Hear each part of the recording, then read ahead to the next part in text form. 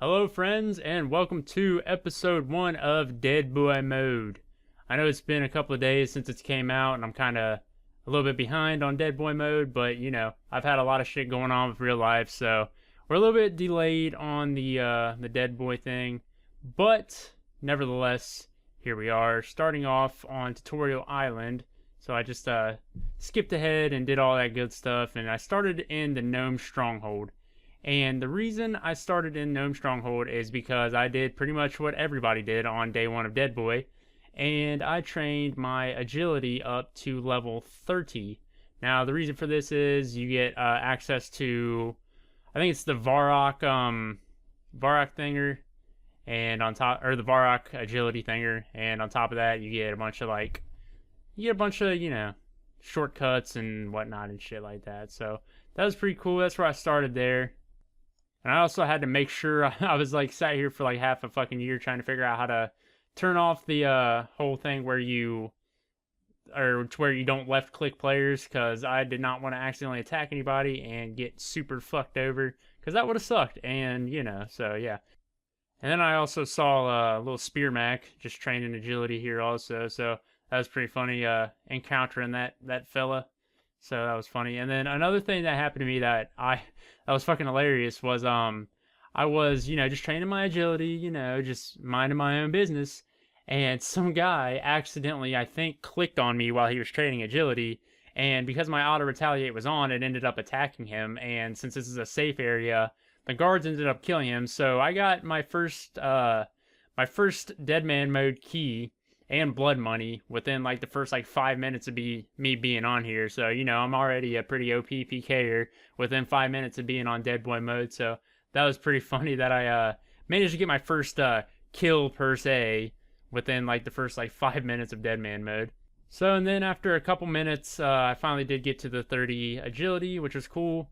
And so after a couple minutes of agility doing this and whatnot, it's finally there. And I decided the first order of business that I was going to go for was to see what I was going to get with this key. And I wasn't really expecting much, because obviously the guy was a level 5 or something like that. So went and checked the key, or checked the Deadman chest, and what did I get? 25 coins. That's kind of what I expected, but it is what it is, because the guy was, I'm sure, just fresh off Tutorial Island. But it was pretty cool getting that first kill pretty fucking early on, even though I literally did nothing. So then I decided to see what exactly this blood money thing was, and I ended up getting the Deadman cape, which I didn't keep for long because I actually ended up dying later, and we'll get to that later. But I ran into a cool little fella that I'm sure a lot of you guys know also, and that was Dobidas, aka a friend.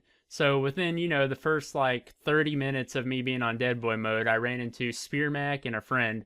So, I'm just meeting famous people left and right. Also, I think when I was training agility, I also saw Torvista, if any of you guys know who he is too. So I'm just I've met 3, people who are pretty decently known in the RuneScape community within, the first 30 minutes playing. But I decided the first order of business was I wanted to get the bone crossbow, or whatever you want to call it, the Dorgashun crossbow, or whatever it was.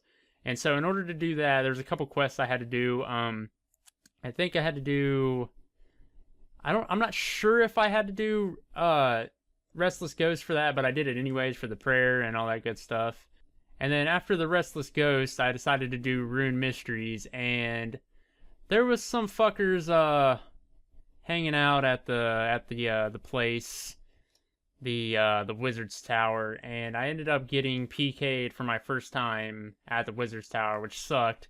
The good thing was I was about to be very upset, because I wasn't sure if I needed to get an air talisman by other means, but I went and visited the Duke guy, and he reimbursed my air talisman, so that was pretty nice on that aspect. So I was able to get that done, and then so I decided I was going to train up my agility, but my thieving a little bit.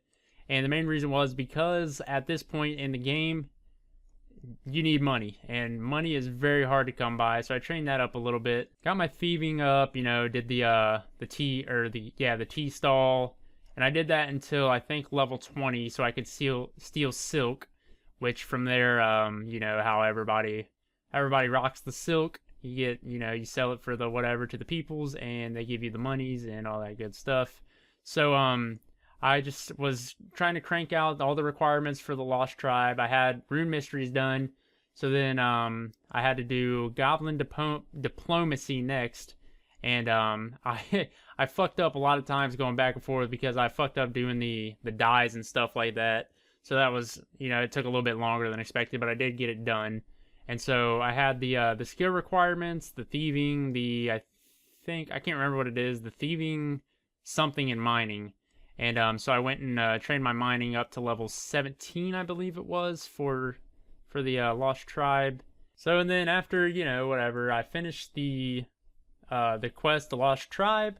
And then after the Lost Tribe, I had to get 32 agility. And that was for, I think, the Shiloh Village quest. There was, I think, 32 agility and then 20 crafting, I think it is, for Shiloh Village. And the reason I wanted to do that is because I wanted access to the place to get the fishing and whatnot. So after that, I decided I wanted to start training my hunter. And so I went to Orlando Smith, the guy below the Varrock Museum, where you get the 9 Slayer and 9 Hunter. So I did that, and I just decided, because I needed the 28, I believe, for the crossbow. And so I just decided to train my range up. I smith a couple bronze knives, and I just trained on cows because I needed to get my crafting up at the same time. So just trained on cows, trained range, got my crafting up and all that stuff, and just got my crafting to 20, and then got my range to 28, and then so I could wield the crossbow. And so from that aspect, I needed the money to get the crossbow. And what better place than to go get my GP from the Stronghold of Security. And I was kind of scared because I heard a lot of people were getting PK'd. And I actually, on the last room, there's this guy standing here with magic. I was like, oh great, this guy's going to try to fucking kill me. I'm going to be angry. But he actually just kind of stood there. And so I got my 10k, bought my crossbow and a couple bolts. And all was good and well in life. I had my crossbow. It's pretty overpowered for the low level it is. And so, you know, I got my range up to 28. Wielded it, and then I did Druidic Ritual so I could do Jungle Potion. Then I do Jungle Potion for Shiloh Village and all that good stuff. And on my way to, I can't remember where it was, but I was in Falador, and I saw a guy that was Scald, and I was like, well, I've got my crossbow, so I'm going to use it. And I ended up killing this guy that was Scald, and I got some chicken, which I didn't pick up. And then I also got a key, and then I got an iron axe, and another thing of blood money, which I forget if I even used the blood money. But and then later on I tried to go to Ardoin because I wanted to get the Ardoin cloak, and I was like, well, you know, there's a fast way to get there, which is through the Edgeville lever. So I went to Edgeville, used the lever, and there was some fucker waiting in the wilderness, and he already had 4 keys on him. He was Scald. I tried to fight back, but I had no chance, and he ended up killing me. So I lost my crossbow, which sucked. And I was very, very sad for the day. So from there, I kind of just called it a day at that point. But that was pretty much it for the first day of Dead Boy mode for me. And yeah, there's going to be plenty more of these to come. I've got a bunch of clips already saved up. So yeah, hope you guys enjoyed the first episode of my Dead Boy mode. And I will see you in the next episode.